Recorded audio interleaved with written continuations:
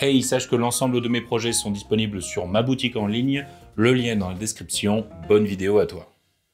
Et on continue avec cette petite série centrée sur les classes de jeux de rôle et comment les jouer au mieux au sein de vos parties de jeux de rôle. Et dans cette vidéo, on va parler de celui qui est considéré par certains comme un bon gros anachronisme dans les jeux de rôle Medfan. Je veux bien sûr parler de l'artificier. Et donc sans plus tarder, parce que ouais, on n'a plus le temps de niaiser dans cette série de vidéos, allez-y, c'est parti. Alors dans les jeux de rôle médiéval fantastique, l'artificier est un peu ce que l'on peut considérer comme être un cas un brin à part. De par la vibe légèrement steampunk qu'il arbore et les éléments technomagiques qu'il emploie, il dénote légèrement par moments avec l'idée de ce que l'on se fait d'un monde Medfan avec des épées, des magiciens, des boules de feu et des dragons. Il se présente généralement sous la forme d'un inventeur un peu fou manipulant la technologie et la magie pour des résultats bien souvent explosifs, ainsi toujours épris de cette volonté fiévreuse d'inventer des choses encore plus folles et surtout encore plus dangereuses. C'est bien souvent un personnage ayant suivi un parcours académique qui l'a mené à maîtriser des arcanes sans pour autant présenter le même niveau de maîtrise que des magiciens pure souche. Une sorte de bricoleur technomagique qui comble son manque de maîtrise innée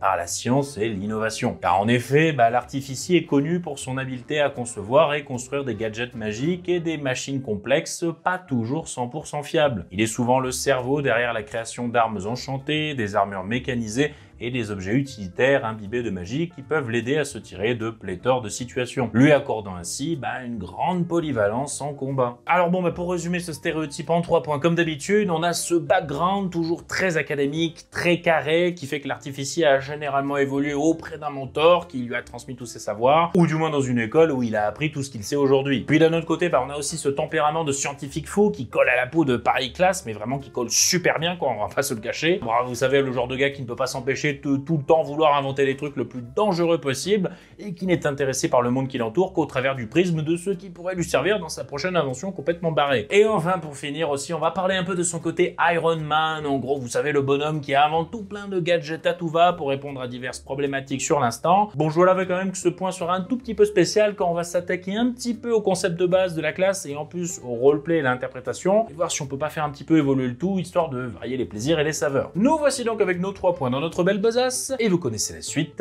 zou c'est parti. Comme d'habitude, on va commencer bien évidemment par le commencement, en parlant un peu de son background à ce fameux artificier, qui bien souvent, malheureusement, se résume assez simplement à un truc du genre, il a appris tout ça dans une académie ou chez un maître, et puis après, il est parti à l'aventure, et puis voilà, c'est tout, quoi, voilà.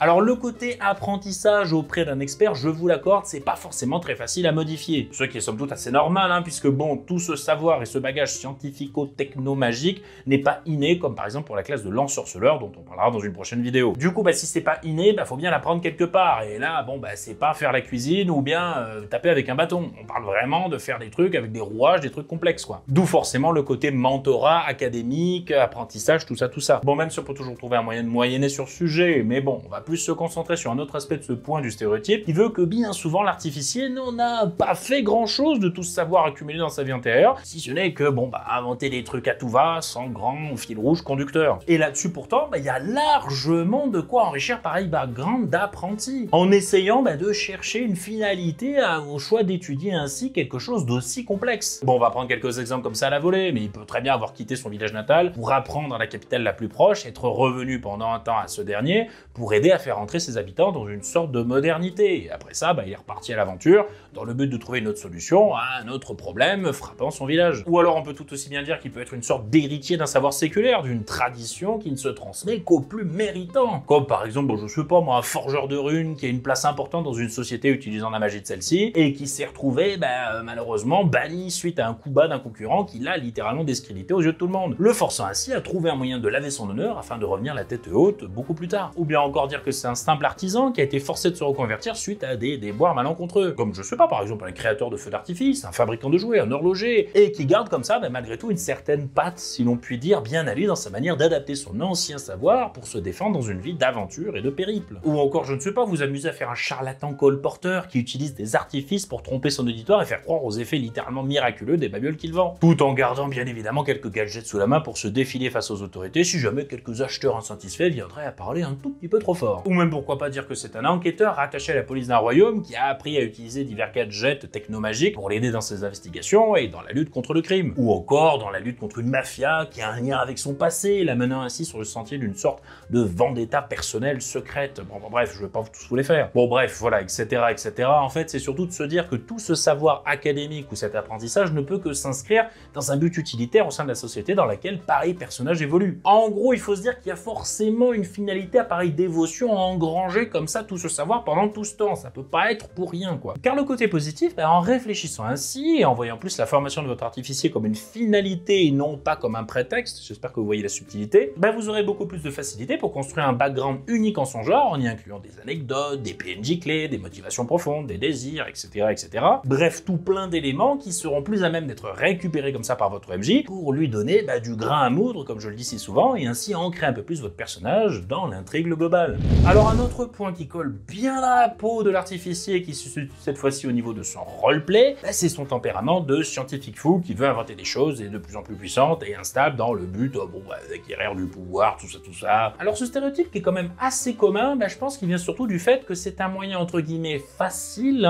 de rendre un personnage de fiction basé sur la science et la technologie un peu plus appréciable pour le grand public, ou du moins le rendre pas trop barbant si je puis dire, quoi. Car bon oui, il faut se l'avouer, un personnage qui ne parle que de technique et de science sans rien d'autre dans sa besace en termes de chara-design, c'est malheureusement vite chiant, car ça rappelle inéluctablement les bancs d'école où on se coltinait 4 heures de cours un lundi matin avec Monsieur Pivot sur les théorèmes de Pythagore et Thalès. Ah, je crois que j'ai réveillé des traumas chez certains, là. Mais toutefois, vous vous doutez bien qu'il y a d'autres traits de personnalité à exploiter pour un artificier autre que celui du scientifique fou qui veut tout faire péter. Bon, comme d'habitude, je vous en donne comme ça quelques exemples à la volée, gratuitement, c'est offert. Mais par exemple, je ne sais pas, vous pourriez partir sur un RP plus de passionné qui adore transmettre son savoir à autrui, toujours épris comme ça d'une volonté flamboyante et bienveillante d'expliquer tout ce qui l'anime à ses compagnons d'aventure, dans le but de les aider à mieux comprendre le monde qui les entoure. Ou bien prenez le poncif à contre-pied et orientez les motivations de votre artificier vers le bien commun. Du coup, il pourrait être motivé par le désir d'améliorer la vie des gens, de résoudre des problèmes spécifiques de la société, ou de protéger l'environnement, pourquoi pas carrément. Ce qui fait que ces inventions pourraient inclure des dispositifs pour purifier l'eau, améliorer la vie de certains, ou faciliter la communication dans des régions éloignées. Ou même encore soigner ses alliés, les booster ou leur permettre de leur faciliter certains aspects de leur périple. Ou encore dire aussi que votre artificier est quelqu'un qui cherchait à l'origine une vie toute simple et tranquille d'artisan, mais qui se retrouve entraîné dans l'aventure par des circonstances indépendantes de sa propre volonté. Ce qui l'a conduit forcément à revoir ses motivations et à peut-être plus se concentrer sur un moyen de rassembler des matériaux pour ses projets, ou encore d'élaborer un moyen pour survivre à cette aventure, ce qui le rendra d'un naturel un petit peu plus prudent, voire un petit peu plus pragmatique, et qui ne le fera pas prendre des risques inconsidérés dans les combats et dans les péripéties auxquelles il devra faire face. Ou encore dire que votre artificier est atteint d'une maladie grave ou d'un handicap qui est le désavantage dans les situations critiques, et qui essaye de pallier tout ça avec la technologie. Ce qui fait qu'il sera pris comme ça dans une sorte de perpétuelle recherche de perfectionnement de son savoir, dans le but d'améliorer sa condition, ou même carrément dire qu'il se retrouve malgré lui pris dans une sorte de course contre la montre dans laquelle il essaie de gagner face à la maladie qui progresse en lui. Un petit peu d'ailleurs comme le personnage de Victor dans la série Arcane sur Netflix. Ou bien dire que votre artificier est un commerçant avisé, ou mal avisé, c'est à vous de voir, spécialisé dans les objets magiques et les petites inventions pratiques. Et du coup, le faire plus se concentrer sur l'aspect commercial de l'artisanat, utilisant son charme et ses talents de négociateur pour acquérir des matériaux rares et vendre ses créations au plus offrant. Une sorte comme ça de colporteur technomagique qui vend des gadgets sous le manteau, très à l'aise autant avec l'aspect commercial que le pendant scientifique de sa profession. Ouf, ça en fait des exemples, dites donc. Bon, je vais pas en faire plus quand même, mais il faut bien comprendre qu'il n'est pas absolument obligatoire de lier le côté scientifique avec le côté fou inconscient qui prend des risques déraisonnables, pour avoir un chara-design qui tient parfaitement la route. D'ailleurs, pour prendre un autre exemple tiré d'un jeu que j'adore, je vous conseille de vous pencher sur le personnage de Taimi dans le MMO Guild Wars 2, qui présente un archétype proche de celui d'un artificier et qui est un des persos les mieux écrits que j'ai pu rencontrer dans un jeu vidéo. En gros, laissez-vous aller un petit peu et essayez de trouver d'autres tempéraments clés pour votre artificier différents de celui de la folie inventive fiévreuse. Et comme je vous l'ai dit, il en existe tout plein: l'empathie, l'altruisme, la prudence, le profit, la quête de découverte, le besoin de reconnaissance, la volonté de dépasser un handicap, etc., etc. Franchement, vous verrez qu'en faisant ainsi, vous arriverez assez vite à construire tout un chara-design qui sera aux antipodes du stéréotype et qui, en plus de ça, sera extrêmement plaisant à jouer autant pour vous que pour le reste de la tablée. Et enfin, pour finir avec le troisième point, on va plus s'attaquer à un aspect qui est un peu à cheval à la fois sur le game design de Paris Classe et sur l'interprétation de cette dernière. Et je vais bien sûr parler de son côté Iron Man, ou du moins de cette tendance à inventer des choses d'un côté et d'être blindé de gadgets en tout genre afin de répondre à pléthore de situations différentes. Bon, en vrai, je dis Iron Man parce que c'est le premier truc qui m'est venu à l'esprit, mais il y a aussi un petit peu Batman dans cette idée, vous savez, de Mister Gadget polyvalent qui a toujours un truc mécanique et pétaradant dans sa poche à dégainer quand le besoin s'en fait sentir. Si vous voyez un petit peu ce que je veux dire, quoi, voilà, pour l'idée, quoi. Bon, en vrai, cette vision de l'artificier est plus ou moins probante en fonction des règles du JDR que vous utilisez. Mais on va dire que globalement, c'est un peu ce à quoi on pense quand on imagine un profil type d'artificier Medfan. Alors que pourtant, ce côté désastre mécanisé, si je peux dire, n'est pas forcément le seul atout dans la manche de Paris Classe. Vous pouvez en effet mettre plus l'emphase sur des connaissances en alchimie, ce qui ferait qu'il aurait tout un attirail comme ça de fioles sur lui, parmi lesquelles il serait susceptible d'avoir la bonne potion au bon moment, ou qui serait capable comme ça d'inventer des stratégies farfelues avec ce qui lui tombe sous la main. Ou alors plus partir dans le côté enchantement de la profession et faire une sorte de forgeron de runes qui pratique un art ancestral destiné à insuffler des pouvoirs dans les objets en y apposant des runes magiques. Ou encore adapter ce genre littéraire que l'on nomme le biopunk en concentrant le domaine d'étude de votre artificier plus sur une forme de biotechnologie mêlée de magie, via par exemple, je ne sais pas, l'animation de golems ou la création de phénomènes naturels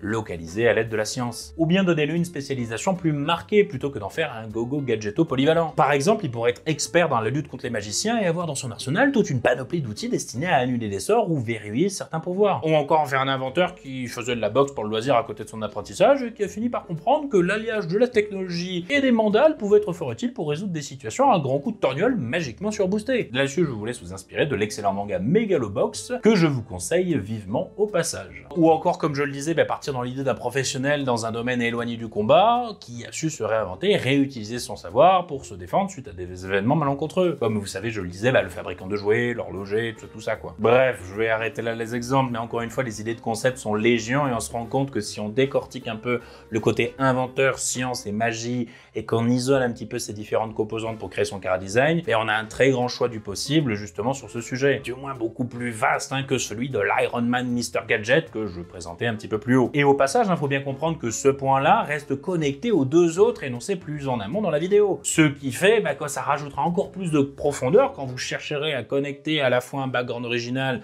un RP qui sort des sentiers battus et un concept de classe qui diffère un tout petit peu de la vision stéréotypée que l'on a tous communément. Et rassurez-vous quand même, il n'y a pas besoin de partir littéralement dans les aigus sur chacun des points cités pour vraiment faire quelque chose d'extraordinaire. Juste le fait d'introduire comme ça une petite variation sur chacun des points et connecter le tout de manière geste originale, et vous serez déjà largement en dehors des sentiers battus du stéréotype. Et ce, sans même avoir eu besoin de déployer des efforts de fou en termes de créativité, si c'est pas beau ça vraiment. Et enfin, comme d'habitude, on va faire un petit crochet par le chara-design visuel stéréotypé de Paris Classe et voir si on ne peut pas le faire un petit peu évoluer, histoire de varier comme ça un petit peu les saveurs. Alors l'apparence de l'artificier dans les JDR Medfan se cantonne bien souvent à un mélange de steampunk et de fantasy à grand renfort d'éléments cuivrés, de batteries et de fatras technomagiques assez tape à l'œil. Bon, là-dessus c'est un peu logique qu'on en arrive là, car comme on l'a dit plus haut, le côté inventeur fou et scientifique est très présent dans le stéréotype. Mais il y a moyen quand même de varier un peu les plaisirs. Par exemple, on parlait des runes, et bien pourquoi ne pas s'inspirer du folklore viking pour créer un artificier aux allures de forgeron chamanique armé d'un marteau enchanté qu'il utilise autant pour se défendre que pour ancrer la magie dans les objets qu'il souhaite enchanter. Si toutefois vous voulez rester dans le côté scientifico-steampunk, eh bien vous pouvez très bien aller chercher d'autres inspirations culturelles. Là-dessus, je reviens encore une fois sur Guild Wars 2, mais les ingénieurs du continent asiatique de Kanta ont utilisé et redirigé la magie du jade pour un usage totalement scientifique. Ce qui donne des sortes d'artificiers avec certes un style steampunk, mais avec une apparence vraiment unique en son genre, marquée par le vert brillant du jade et des tenues culturelles typées. D'ailleurs, pour rester dans les inspirations asiatiques, il faut se rappeler que dans notre monde, les Chinois ont été les premiers à utiliser la poudre noire. Ce qui fait que vous pouvez très bien partir dans l'idée d'un artificier avec une apparence un petit peu plus orientale, et avec du coup un bagage culturel très différent de ce que l'on a l'habitude de voir. Et d'ailleurs, je vous parlais également plutôt du biopunk, qui à l'instar du cyberpunk se base plus sur la biotechnologie. Bon, ok, c'est un genre qui tend plus vers le futuriste et la science-fiction, mais à voir comment vous pourriez le réarranger à votre sauce pour l'intégrer dans un monde médiéval fantastique. En faisant par exemple une sorte de mélange entre un druide et un artificier, pourquoi pas. Et d'ailleurs au passage, pas besoin que tout l'attirail de votre artificier soit aussi tape à l'œil et visible sur son accoutrement. Il peut très bien transporter une valise modulable qui renferme tout son attirail, ou encore dire qu'il cache des potions diverses sous un épais manteau, comme un vendeur à la sauvette. En gros, pour vous séparer un petit peu du stéréotype visuel, essayez de voir les artificiers comme des magiciens qui se concentrent plus sur le fait d'emprisonner la magie dans des objets divers afin de s'en servir plus tard, plutôt que comme des inventeurs steampunk ultra stéréotypés. Et vous verrez que du coup, en faisant ainsi, il vous sera assez facile de trouver des inspirations visuelles très diverses et surtout très rafraîchissantes. Car après tout, si on réfléchit assez sobrement, la magie c'est une ressource comme une autre, comme par exemple l'eau, qui peut de ce fait autant servir à alimenter les populations, qu'à créer de l'énergie indirectement, ou même qu'à détruire, etc., etc. Mais bon, là-dessus, à vous de voir avec votre OMJ pour vous arranger et peut-être créer, pourquoi pas, un brin de world building ensemble autour de justement de la classe nouvelle un peu de votre artificier ou de la vision de cette dernière. Et je vous conseille vivement de faire comme ça d'ailleurs parce que vous verrez que c'est toujours très sympa et tout le monde pourra s'en trouver très inspiré in fine. Bon, bien évidemment, des conseils pour interpréter un artificiel et au-delà de son stéréotype, il en existe comme d'habitude tout plein d'autres et je n'ai pas eu le temps de les traiter parce que sinon la vidéo durerait des heures et des heures et vous n'avez pas forcément ça. Mais fort heureusement, ouf, nous sommes sauvés, vous êtes là mes chers abonnés et je vous invite chaudement à compléter cette petite liste de conseils que j'ai abordés dans cette vidéo avec les vôtres en commentaire de cette dernière. Quoi qu'il en soit, ça sera tout pour moi, je vous dis comme d'habitude à dans une prochaine vidéo. C'était le Scénariourgien, à ciao, bonsoir, les studios.